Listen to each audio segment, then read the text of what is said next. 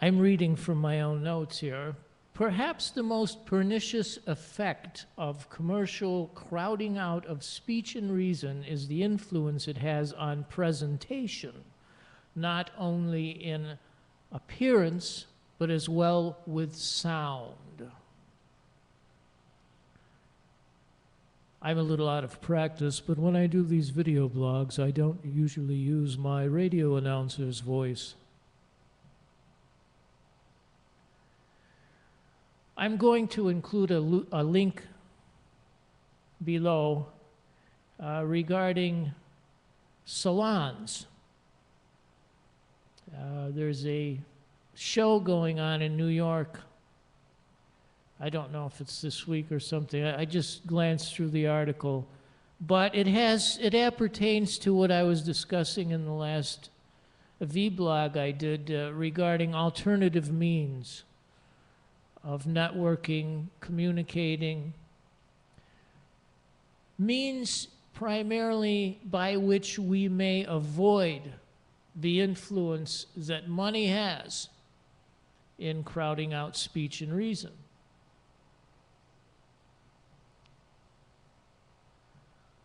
For instance, how do I have people interested in viewing my video blogs or viewing any sort of video presentation I have? Tommy, you don't have THX sound, you don't have, it doesn't look like Spielberg, it doesn't even look like Jarmusch. But I would rather watch Visconti or Cocteau. I'm more concerned with the content. And I think what's happened is that one of the corrupting influences that money has in this crowding out process is that by redefining speech, we have mediocre films, television shows, personally, I can't even stand watching. Now, all of this seems self-evident. We already know that, Tommy. What in the hell are you telling us? Why are you telling us this? Because my interest is the effect that's created by this corrupting influence of money. Now, I said as well as sound. I used to play rock and roll music and blues music, and sound was important, but we were more interested in things like getting that old tube amp sound, or getting that certain reverb vocal quality, and things like that. But what happened eventually was, I could remember being in cover bands. We can't do that song because we don't have horns. Oh, we can't do this song. I mean, it's a great song because we don't have a mellotron or we don't have strings, so it's not going to sound right. So what happened eventually were that these technical aspects of recording came to have a more prominent place in the actual product than the content itself, than the spirit of it. For instance, like rock and roll, has this spirit to it of we're going to tell you the way it's going to be. So it was like a bitching quality to it, but it was also a rebellious quality. Instead of being hung up and sexually repressed, we're going to go out there and do all of this wild forms of jitterbug and Lindy bopping, and which developed into other styles and things. And the conservatives were like, no, we can't, we have to do something about this. We're losing control. We're losing influence. So this thing with, I said in the last part that my situation today is similar to what it might have been for, say, a pornographer or a person, a writer, doing erotic literature, say in the 1950s, using the example of Roth. Well, a perfect example of this is Henry Miller. And there are some videos that I have here. that I would really love you to look at. You should definitely review these if you're even on my site. Because aside from it serving as a perfect example of the point I'm trying to get across, it also serves a dual purpose. Now, Henry Miller's dead, so you can't go to him, and if you're a woman, you can't go to him and say, Henry, take care of me, I need your help. Help me, are you going to help me? Because he's dead.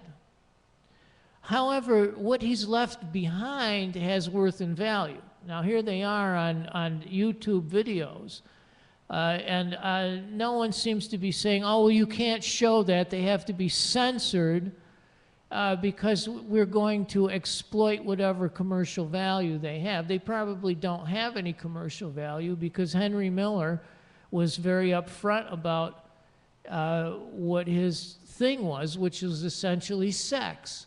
He liked to fuck, he liked to use prostitutes, and he enjoyed writing about sex. So that's what he did. And people found it interesting because sex is an essential part of life. In fact, in one of Brennan's dissents, or even in the Roth case, he's discussing this where he says, look, no matter what you do, people are always going to have a curiosity. They're always going to have an interest in sex. They're always going to want to see it. They're going to want to discuss it. They're going to want to know about it.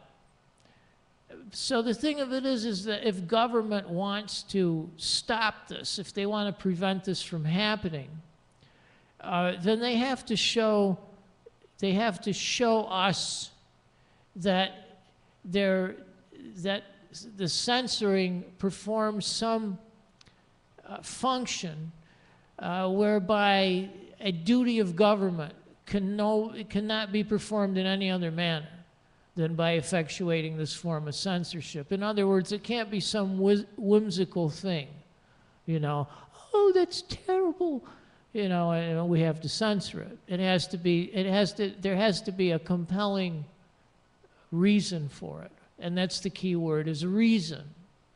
Because really, again, that's what this whole thing comes down to. It comes down to this connection that we see. For instance, I could do these video blogs, or I could do a written blog, and I could be a megalomaniac and say to myself, well, I watch these television shows, and I see that they must have listened to me. They must have read what I wrote because they're saying the same thing. Well, the reason that they might be saying the same thing sometimes is because it's the common reason, the bond that we all have together as human beings, human reason.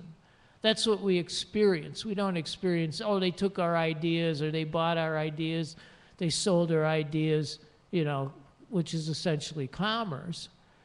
It has to do with the commonality that people have as human beings.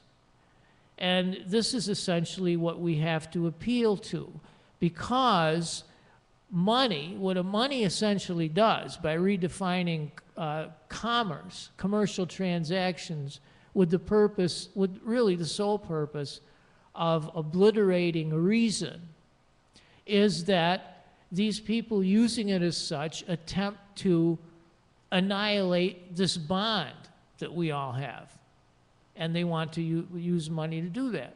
So really what it is, when Scalia is referring to these agents, the principal agents of our new modern society, what he's referring to essentially are people that have a lot of money, that form one political faction, that are using that money to annihilate the bonds of human reason. And of course, there should be us, who is another faction that's saying, no, you can't do that, not because we're more powerful than you with nuclear weapons and handguns and numbers, but because, perhaps numbers, but because we know what human reason is. And we love being human. And being human and being able to reason is far more important to us than gadgetry. So the irony in all of this is that pornography, as early as 1957, there was a possibility there that it would never happen, that it would never come to the mainstream as it has now. The irony of it is that, do these people that create pornography, or as it's referred to as pornography, do they have really the same sort of interest that Henry Miller is? This is something that we love and enjoy, or is it we are going to exploit sexuality in order to make money from it? Because I think what's happened is that this new modern economy, as Scalia refers to it, and the principal agents of it, have essentially said, yes, we have a big tent, and people that do this sort of thing are going to be welcome under our tent. And essentially, that's how pornography has become assimilated into the mainstream. I don't really see anything radical about it other than, well, I don't have to go out and purchase sex anymore. I could just try to become sexually aroused and use this as something to devote my sperm to. Most of the time, I don't find it very appealing and prefer real persons, but apparently others have been so affected by this monetary form of corruption that that connection, that reasonable connection, no longer exists. And they simply see this as some sort of biological action. And that's the sort of thing that we face. Sexuality is, of course, a large part of it. But the things that I'm more interested in now, and I think what all human beings are more interested in before we finally settle down and have some enjoyable sex and beautiful, wonderful orgasms, is that we have a good, decent meal, and that we have a place to sleep, and a general shelter to protect us from the elements and things. So, again, returning to the beginning of my V-blogs here, my solutions to these things are quite simple and straightforward. You remove all tax credits, everything, completely and totally from advertising. If people feel as though they have to advertise, they're not going to get any form of tax credit for it whatsoever. It's not going to be a business expense. It's not going to be anything else. Congress doesn't have to say, well, if you contribute to political campaigns, it's going to be written off. Just do away with that completely. And believe me, if you want to see society change, it's going to change real fast. The other part of it is to provide subsistence to every man, woman, and child in America. You could do that at least 10 times over with the $14 trillion debt. Look at it this way: you're not going to get rid of things like Walmart and capitalism and the exploitation of human beings. It's too deeply ingrained into the American psyche. It's something that we're going to have to live with. But once you allow it to occur, once these people don't have to spend money to defend it, then it eventually mutates into something else. It evolves. So in actuality, by opposing these sorts of things, rather than saying, okay, you could have your little niche, what we want in return is we want subsistence for every man, woman, and child, and we want to get rid of this tax credit for political campaigns and for all forms of advertising. I mean, you got a revenue problem, right? That's one big way of solving it. And then, of course, I do agree with everyone else that agrees with reestablishing a progressive income tax. I'm running out of time here.